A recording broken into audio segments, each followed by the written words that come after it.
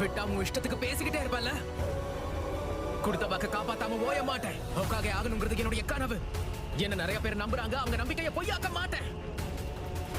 நாருட்டோ, ஹோக்காகே ஆக போறியா?